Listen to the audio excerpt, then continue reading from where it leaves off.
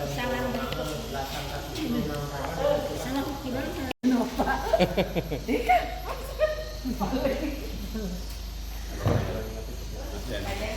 Begini itu sekarang tujuannya kan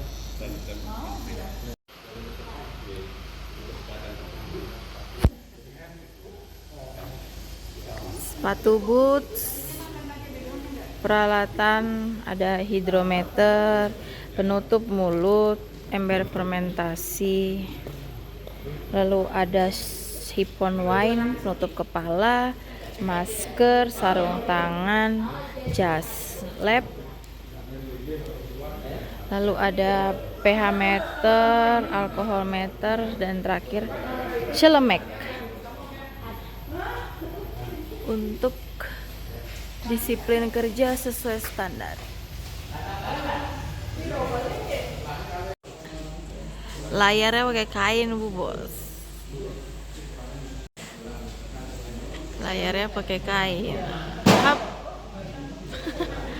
Hap. Hap.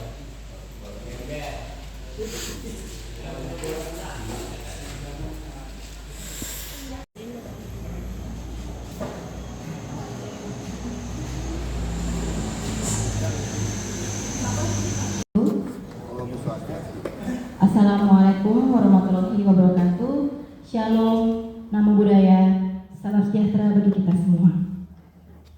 Puji syukur kehadirat Tuhan Yang Maha Esa Sang Widiwasa atas asung kertawarana brahonya, atas berkat rahmat dan karunia-Nya, sehingga kita dapat berkumpul kembali di Balai Banjar Dukuh Desa Sibetan ini dalam rangka mengikuti acara pengabdian hibah bina desa yang diselenggarakan oleh Program Studi Kimia FMIPA Universitas Udayana. Pada minggu di bulan Oktober yang lalu kita sudah melakukan pengabdian tahap pertama, di mana di situ kami sudah menyampaikan atau kita sudah belajar bersama bagaimana cara membuat wine berdasarkan apa yang sudah kami pelajari dan kami dapatkan dari kampus. Kami sampaikan kepada bapak-bapak sekalian. Lalu untuk tahap kedua ini akan dilanjutkan dengan penyuluhan disiplin kerja sesuai SOP. Nah, di sini tujuannya adalah untuk memastikan agar produksi wine ya dapat berjalan dengan konsisten dan higienis sesuai dengan standar keamanan pangan. Dan nantinya diharapkan nanti produk yang dihasilkan sesuai dengan standar mutu, produksi juga berjalan secara aman dan tertib seperti itu. Jadi itulah yang melatar belakangi kedatangan kami di Banjar Dukuh ini. Baik. Cara penyuluhan disiplin kerja sesuai SOP untuk meningkatkan produktivitas kelompok tani Dukuh Lestari. Langkah pertama kita mengucapkan terima kasih banyak atas kerjasama kelompok tani Dukuh Lestari dengan Udayana, karena kami sangat mengharapkan pengabdian masyarakat terkait untuk pengembangan SDM kelompok kami. Sekali lagi terima kasih semua banget ibu-ibu dan bapak-bapak dosen luar Dewa Udayana yang sudah meluangkan waktu dan menganggarkan kegiatan dalam pengabdian ini untuk pengembangan SDM kelompok kami. Juga terkait sekarang karena Sambutan dari Koordinator Program Studi Kimia FMIPA Universitas Udayana, Ibu Dr. Dayu Triwidihati. Kepada Ibu Dayu, ini persilakan.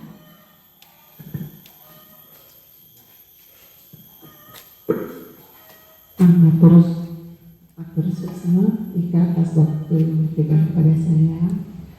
Om Swastiastu. Yang terhormat Bapak Ketua Kelompok Tani Dukuh Lestari Banjar Desa Sibetan, yang saya hormati Bapak anggota kelompok tani, teman-teman dosen, serta mahasiswa yang ikut serta dalam pengabdian ini. Pertama-tama izinkan saya menghaturkan Angayu Bagir Pujastuti hadapan Ibu Sang Widiwase atas limpahan rahmatnya kita bisa sini dalam keadaan sehat untuk mengikuti acara pengabdian Bina Desa Prodi Kimia tahap kedua. Bulan lalu kami sampun meriki dengan membawakan Pengabdian yang kekalih nih. Jadi pertama kali Titiang sampun rawuh ring bulan Oktober menyampaikan pembuatan wine dengan aditip cengkeh sareng kayu manis. Kemudian hari ini akan dilanjutkan dengan penyuluhan disiplin kerja sesuai SOP untuk meningkatkan produktivitas kelompok tani Dukuh Lestari Desa Sibertan. Jadi SOP itu hanya standar operasional prosedur, itu adalah panduan kerja seperti ini. Jadi di dalam prosesnya nanti itu ada standar minimal yang harus diikuti kalau suatu kegiatan atau suatu adalah usaha untuk memproduksi suatu produk seperti ini. Jadi kalau kita lihat, ini agak saru kelihatan di situ pedagang. Di sini ada kelompok tani Dukuh Lestari di sini yang memang fokus mengolah salak ini menjadi suatu produk panganan. Itu dalam hal ini pangan. Jadi ada yang diolah menjadi minuman beralkohol, kemudian ada yang menjadi dodol, keripik, dan menjadi sari buah. Itu yang sudah dilakukan di sini ya. Nah, kemudian ada kelompok tani ini kan mempunyai usaha. Jadi usaha di sini katanya di mana ada satu CP Dukuh Lestari itu sahamnya dimiliki oleh kelompok tani. Jadi ada perpindahan nanti dari petani ini akan menjadi pekerja pabrik seperti itu ya. Kinerja. Salah satunya di sini, nah ini yang bergerak ini ya, yaitu pelatihan SOP ya. Jadi alur pengembangan produktivitas. Nah, kalau tadi untuk meningkatkan produktivitasnya itu harus ada SOP, jadi di sini SOP atau standar operasional prosedur itu adalah singkatan, atau SOP adalah singkatan dari standar operasional prosedur atau prosedur operasional standar atau pedoman kerja seperti itu sebenarnya. Nah, jadi SOP ini adalah dokumen yang tertulis yang merinci langkah-langkah rinci yang harus diikuti untuk menyelesaikan tugas atau pekerjaan tertentu secara konsisten, efisien, dan sesuai standar. Jadi SOP ini ada yang mengeluarkan standar. Kalau untuk usaha pangan biasanya di sini BPOM yang mengeluarkan. Ini diatur dalam standar. Kalau yang nanti saya sampaikan yaitu standar nomor 5 tahun 2021 ya. Nah, dokumen ini berfungsi sebagai pedoman untuk memastikan pekerjaan dilakukan secara sistematis. Jadi kalau kita sudah punya pedoman, jadi kerjanya kita enak ya, tahapannya ini dulu kemudian ini. Jadi itu yang harus dilakukan. Jadi itu akan bisa mengurangi kesalahan dan menjamin kualitas keluaran yang konsisten.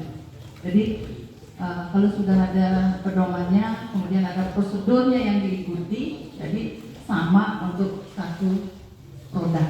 Jadi menggunakan prosedur yang sama, jadi hasil yang dihasilkan juga produknya konsisten. Tidak ada lagi variasi, misalnya untuk wine kadar alkoholnya bervariasi, tidak akan seperti itu. Kalau kita sudah menggunakan standar yang sama dengan pemahaman yang sama. Oke, ini adalah satu konsistensi. Jadi memastikan semua karyawan mengikuti proses yang sama sehingga hasil kerja menjadi konsisten. Jadi ada panduan yang diikuti oleh semua karyawan. Kemudian efisiensi, jadi membantu organisasi menjalankan tugas dengan lebih lancar dan teratur. Kalau sudah ada SOP, nanti kerjanya teratur.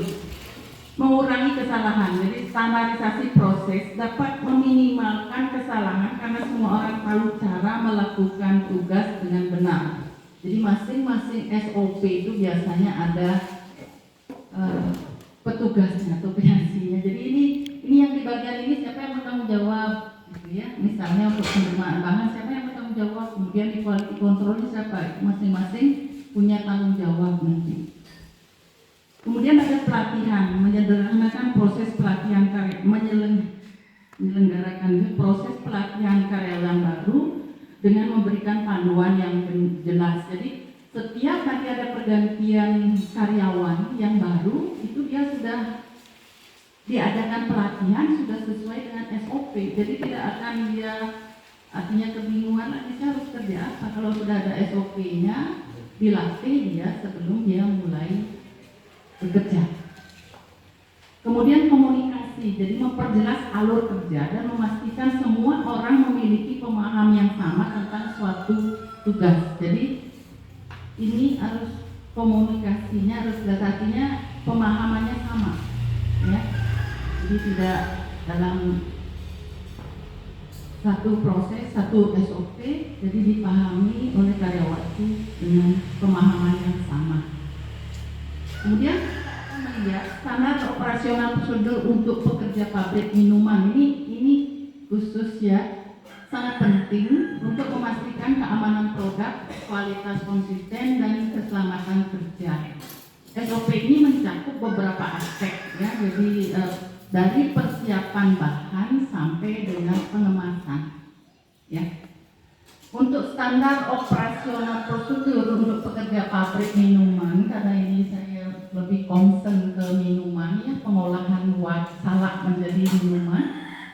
Jadi yang sesuai dengan standar BPOM, ini saya sampaikan sesuai dengan standar BPOM mencakup higien karyawan, tidak hanya higien produknya, artinya kebersihan produknya, tetapi karyawannya juga harus sesuai dengan standar ya. Kebersihan tempat produksi, jadi tempat membuatnya itu juga harus ada SOP-nya sendiri ya. Kemudian penanganan bahan baku dan produk serta pelatihan. Jadi SOP ini harus jelas, tegas dan terdokumentasi dengan baik untuk memastikan keamanan pangan. Jadi ini dokumennya harus tertulis ya, harus ada dokumen. Dan ini dipahami oleh semua karyawan. Jadi dia punya panduan kerja yang jelas. Biasanya dalam suatu usaha walaupun dia kecil, asalkan dia sudah punya izin, dia minimal harus mengadakan cek kesehatan karyawan dan itu harus terdokumentasi hasilnya. Ya, tidak hanya di perusahaan-perusahaan kecil, perusahaan besar pun ada seperti itu ya. Dari besar dan kecil pasti ada cek kesehatan, laporannya seperti apa. Karena karyawan di sini dia bergerak di bidang pangan, itu akan beriskan sekali. Kedua, kebersihan diri, itu menetapkan peraturan kebersihan badan termasuk kuku, rambut, dan pakaian kerja yang bersih. Jadi pakaian kerja yang bersih, kemudian ada nanti pakaian kerja sesuai dengan usaha yang dilakukan. Pangan misalnya nanti dia harus menggunakan pakaian kerja seperti apa. Ya. Kemudian sanitasi, melaksanakan praktek sanitasi seperti mencuci tangan, kemudian mencuci tangan dengan sabun yang dilakukan secara benar dan berkala. Jadi setiap memulai sesuatu pekerjaan, dia tuh harus mencuci tangan. Walaupun itu mungkin Bapak sampun lakukan, tetapi dokumennya harus written dalam bentuk dokumen tertulis. Kemudian pakaian kerja mewajibkan penggunaan pakaian kerja yang sesuai dan bersih serta menyediakan fasilitas ganti pakaian. Jadi di dalam usaha itu suatu produk itu dia minimal harus mempunyai tempat ganti pakaian. Jadi karyawannya masuk ke pakaian yang dari luar, kemudian dia ganti dengan pakaian kerja. Dan ini nanti kalau untuk pekerja di bidang usaha minuman nanti ada, kami akan contohkan atau peragakan alat-alat apa yang harus dipakai ya, nanti itu akan ada ikuti peragaan. Nah kemudian yang kedua itu aspek kebersihan tempat produksi. Jadi di sini pembersihan berkala harus ada di tempat produksi, itu harus ada pembersihan secara berkala. Jadi menetapkan jadwal dan prosedur pembersihan rutin untuk seluruh area produksi peralatan dan perlengkapan kerja. Jadi ada waktunya, jangan produksi terus-terusan, tapi ada waktu yang disediakan untuk pembersihan berkala. Kemudian ada pembersihan dan sanitasi alat. Jadi alat-alat yang dipakai itu pun harus waktu dibersihkan dan disanitasi. Kemudian ada pengendalian hama, kalau misalnya dia di sini ada penyemprotan disinfektan atau apa itu harus ada. Kemudian fasilitas kebersihan, dia menyediakan fasilitas kebersihan yang memadai terpisah dari area penanganan pangan seperti sarana pencuci tangan, tempat penyimpanan alat pembersih. Jadi dia harus punya ruangan tersendiri. Ya, seperti itu ada tempat cuci tangan, kemudian alat-alat pembersih itu harus diletakkan dalam satu ruangan. Jadi tidak boleh dicampur dengan bahan atau sampel yang akan digunakan untuk memproduksi produk. Adalah untuk penanganan bahan baku dan produk. Itu harus ada ya penerimaan bahan baku, jadi ketentuannya seperti apa. Bahan baku yang digunakan apakah yang segar, habis panen atau yang dipilah yang bagaimana. Itu harus ada dalam SOP-nya. Jadi ini yang poin-poinnya saya sampaikan, nanti SOP-nya itu ada. Kemudian yang berikutnya penyimpanan. Jadi mengatur area penyimpanan bahan baku, bahan kemas dan produk jadi agar tidak terjadi kontaminasi silang dan kualitasnya tetap terjaga. Jadi ada penyimpanan bahan baku, kemudian ada penyimpanan untuk produk yang sudah jadi. Jadi itu harus berbeda tempatnya. Nah, kemudian yang berikutnya distribusi memiliki prosedur dan catatan distribusi yang jelas untuk melacak pergerakan produk jadi. Jadi harus ada alurnya, ini setelah jadi dia kemana disalurkan. Itu harus ada. Kalaupun tidak ada SOP-nya minimal ya harus ada skema gambarannya. Jadi kemana ini alurnya setelah jadi produk, kemana dia akan disalurkan. Apakah ada yang berikut pelatihan dan tanggap darurat ini harus ada pelatihan karyawan, melaksanakan program pelatihan rutin untuk semua karyawan, terutama yang berkaitan dengan praktek kebersihan dan keamanan pangan. Biasanya harus ada pelatihan. Kemudian yang terakhir tanggap darurat. Mungkin ini yang perlu ya, tanggap darurat ini. Kalau suatu waktu misalnya terjadi kejadian yang tidak terduga, minimal dalam pabrik itu ada yang minimal itu ada hidran ya, hidran. Kalau seandainya terjadi suatu waktu kebakaran atau apa, bagaimana cara mengatasi, atau terjadi gempa, bagaimana evakuasi. Jadi ada jalur evakuasi, walaupun itu perusahaannya kecil, kadang-kadang kalau sudah ada kejadian alam kita akan panik. Nah itu yang harus tahu misalnya kemana jalur evakuasinya. Ini harus juga diadakan pelatihan seperti ini. Jadi itu pelatihan minimal. Nah itu mungkin yang bisa saya berikan untuk ini semuanya. Nah setelah ini akan diadakan peragaan pakaian kerja yang sesuai dengan industri pangan, terutama untuk minuman. Saya minta saya dibantu sama 2 orang. Ini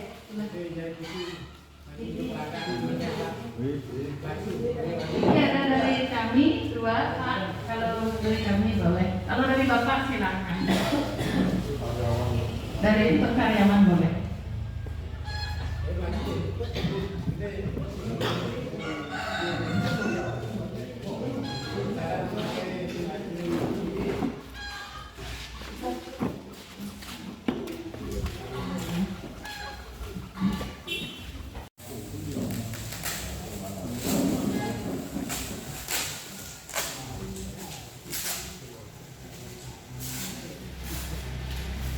Pertama dari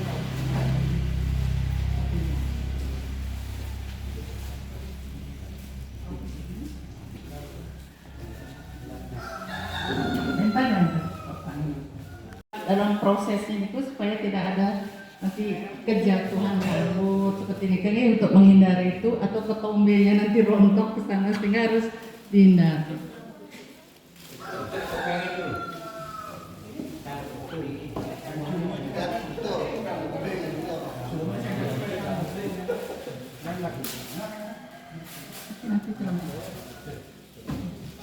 Ika mas.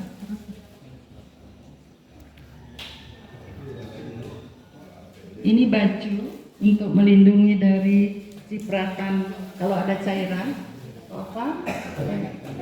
Karena dia mau masak kan. Celemek deh, celemek ada deh. Kayak kitchen.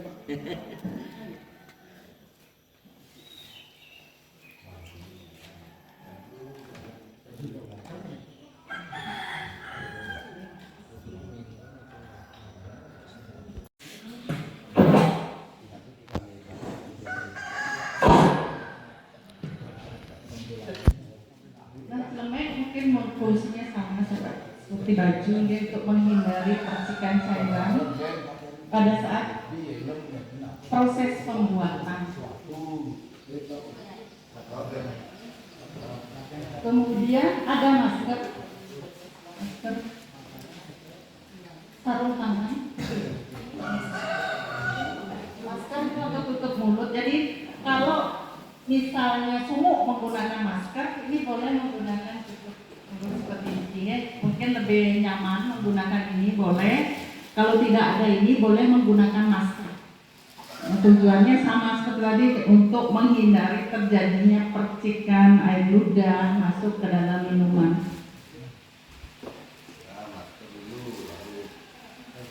Kebalik. Ini di belakang.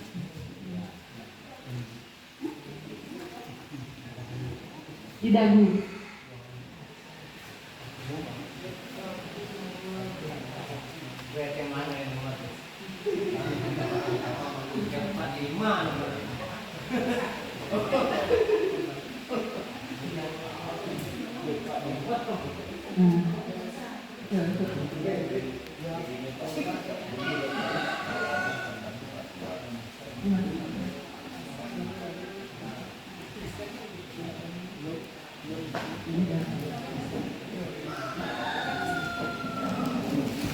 Jadi antara masker dengan penutup mulut itu sama fungsinya, nih. Boleh menggunakan masker kalau tidak ada penutup mulut. Kalau merasa sumuk, mungkin kalau kerja di pabrik itu sumuk menggunakan masker, boleh menggunakan tutup mulut. Kurang rata.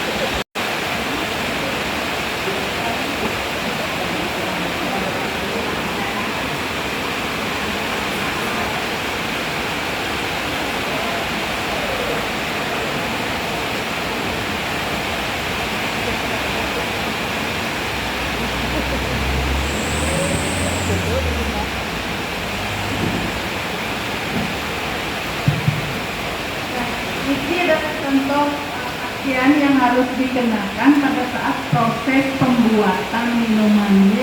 Jadi ini dipakai pada saat bekerja. Jadi ini sepatu kalau dipakai di ruangan kerja, nanti dia jangan dibawa keluar, kalau masuk tadi tidak boleh ya. Kemudian pakaian kerja ini juga dipakai pada saat di ruangan kerja. Jadi setelah itu dibuka lagi. Ini ya. Jadi ada sarung tangan,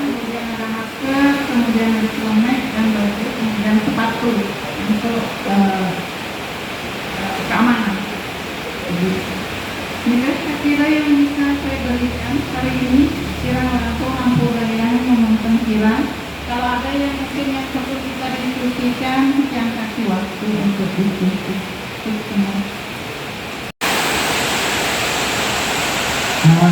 itu sudah kita diberikan panduan terkait nanti rencananya akhir bulan November ini akan ada kunjungan 40 negara sedunia akan terbuka. Itu akan melihat langsung tanaman salak mengikuti semua olahan.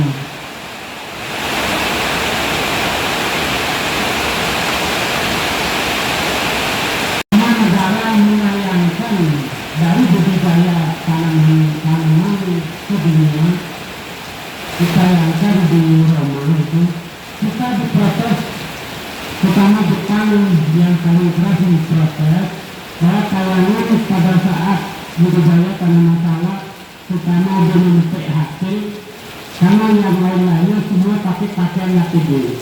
Kami di sini tayangan dari dibuat videonya oleh kementerian itu tidak memakai pakaian lapidu, dan bahkan ngeri melihat semua delegasi di Roma itu kalau seandainya tangan kena duri, kepala kena duri sampai tetesan darah mengenai salak, buah salak yang akan dimakan itu sangat riskan. Yang kedua, di dalam kebun kadang-kadang kita memberikan contoh kepada kami. Kita karena sudah terbiasa kita memakai salak tanpa pelindung segalanya, itu diprotes kepada semua negara. Karena rencananya akhir November ini akan datang, mohon nanti siapa yang mendampingi nanti dalam hal kunjungan ke kebun, cara memetik salak, kemudian cara mengupas itu kita harus memakai pakaian APD seperti ini.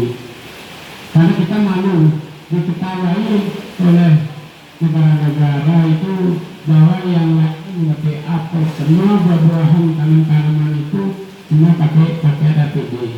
Itu disarankan juga dari Kedubes Indonesia bahwa di dalam diskusi itu yang menjadi kekurangan. Tapi keunggulan kita tanaman salak itu sampai 10 produk olahan. Kalau yang lainnya maksimal 2 pengolahan. Kebanyakan itu apel, pisang, anggur itu termasuk jeruk itu hanya sari buah dan wine. Kita mendapatkan keberkahan yang sangat meriah di Italia, di Roma itu bahwa turunan salak itu artinya seruais sampai kulit kita betel, biji tidak ada terbuang. Itulah yang dikagumi oleh dunia. Sehingga di dalam pertemuan itu bahwa sudah angkat tangan yang akan akhir November ini datang sini 40 negara sedunia akan berkunjung kembali ke kita ke sini.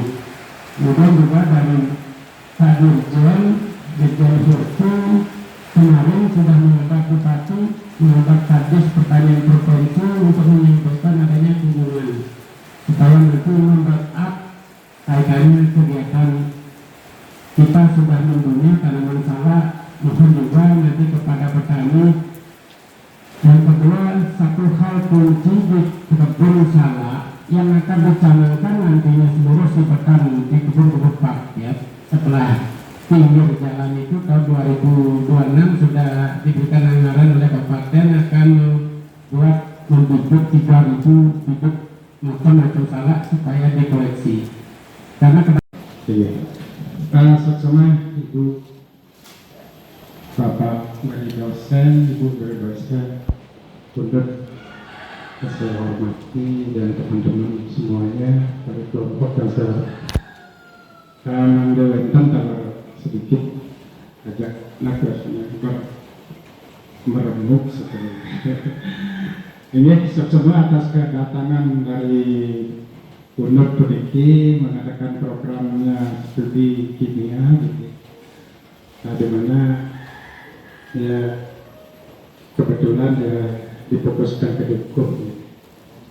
Perlu kami sampaikan juga dari SOP yang Ibu sampaikan itu baik sekali, tetapi di bawah kami di kelompok itu satupun belum punya, apalagi seperti itu. Nah, dari awal kami dari tahun 98 itu juga diajar untuk produk wine itu adalah dari Punten, namanya apa ya, PPPP waktu itu, PPPP. Mungkin Pak Made Sujane yang menekuni dari awal tentang wine salak ini. Sama persis prosesnya seperti apa yang Ibu sampaikan pada bulan yang lalu. Nah, tapi berjalan selama sekali itu sudah berpuluh-puluh tahun ya. Tetap kami itu, produk kami itu masih kurang. Karena apa? Karena kita tidak punya peralatan. Kendalanya cuma di peralatan.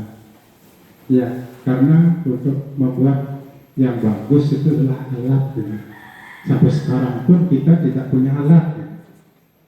Iya, dan sekarang teman-teman yang memproduksi wine salak itu sudah tidur Pak di rumahnya.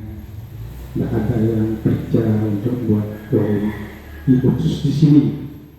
Ya, karena wine-nya itu tidak punya, kelompoknya tidak punya modal yang tidak punya, ya, sehingga produk kita di sini itu sudah tidak ada lagi.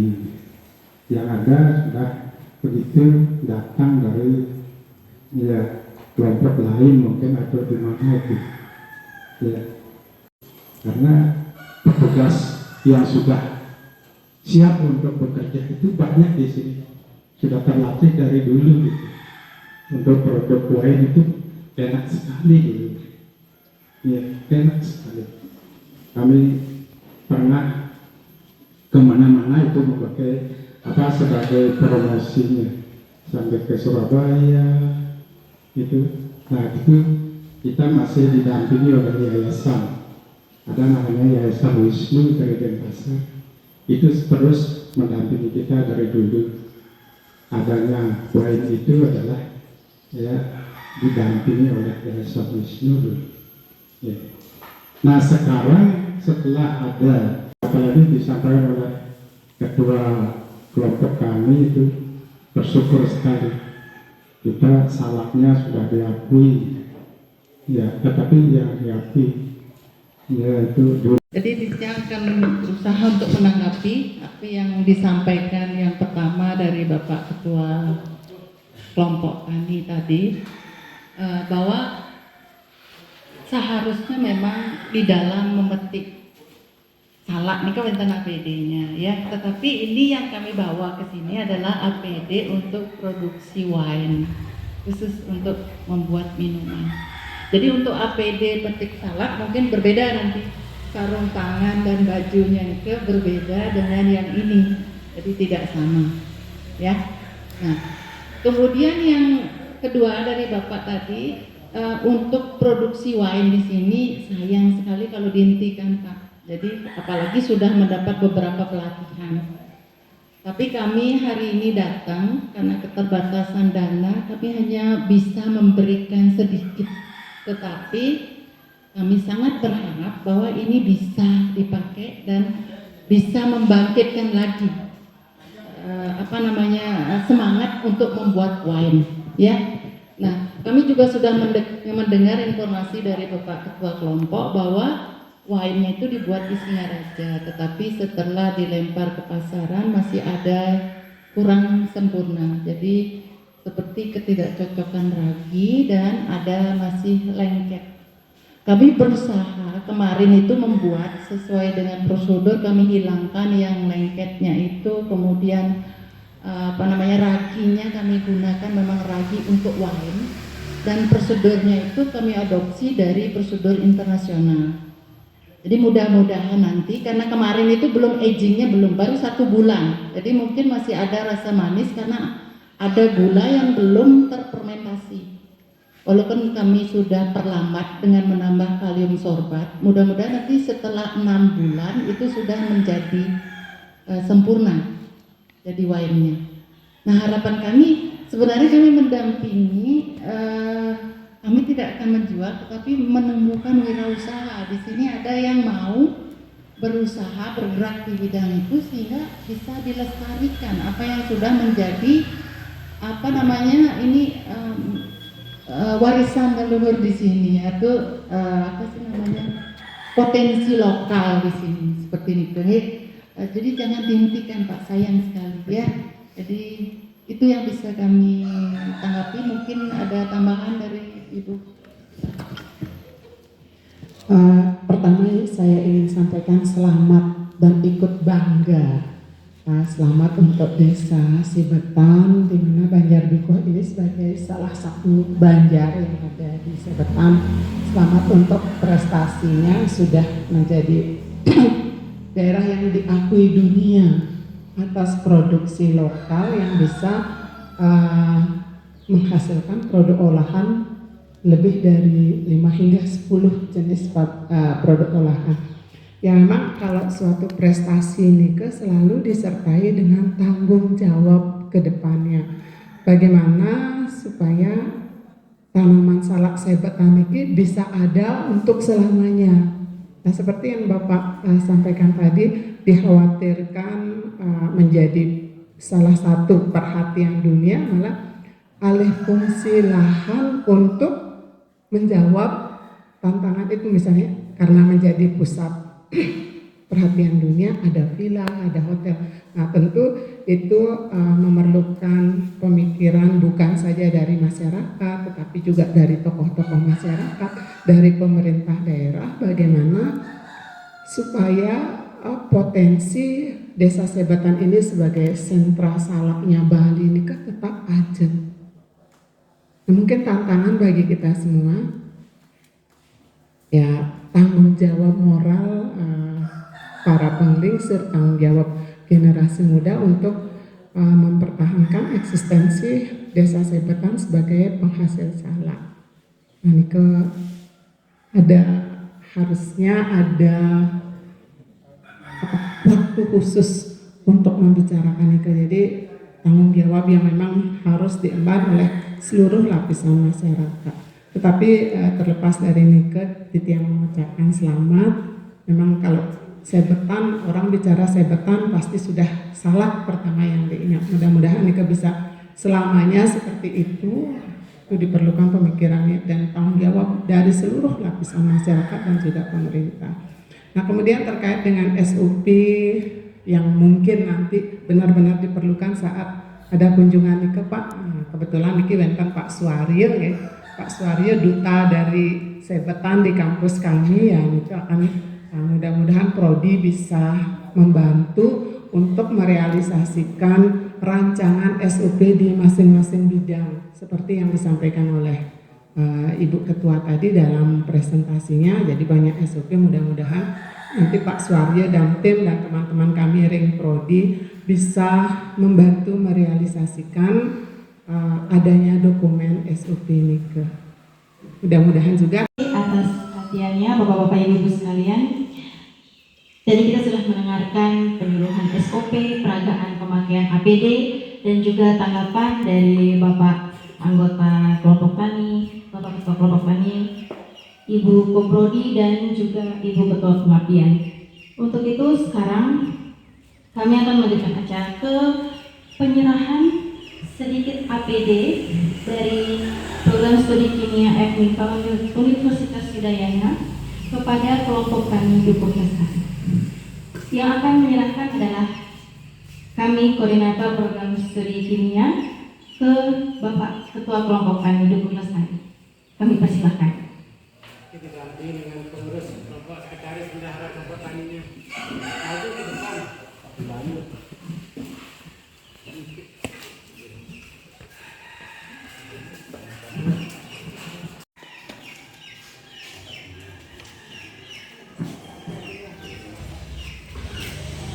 Mungkin salah satu dari APD.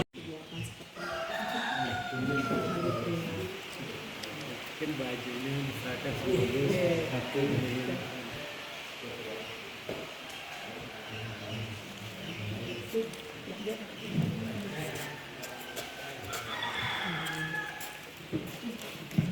Selain alat pelindung diri, kami juga memberikan sarana penunjang untuk membuat wine seperti ember fermentasi, alkohol meter, hydrometer, lalu ada siphon wine untuk filter wine.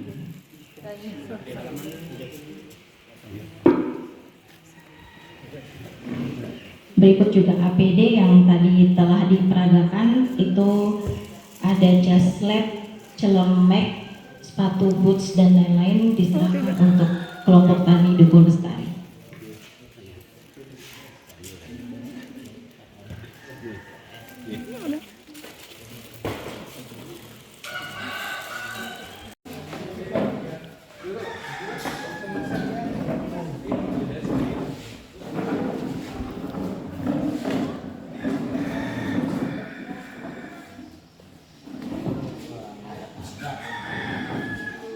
Satu, dua, tiga.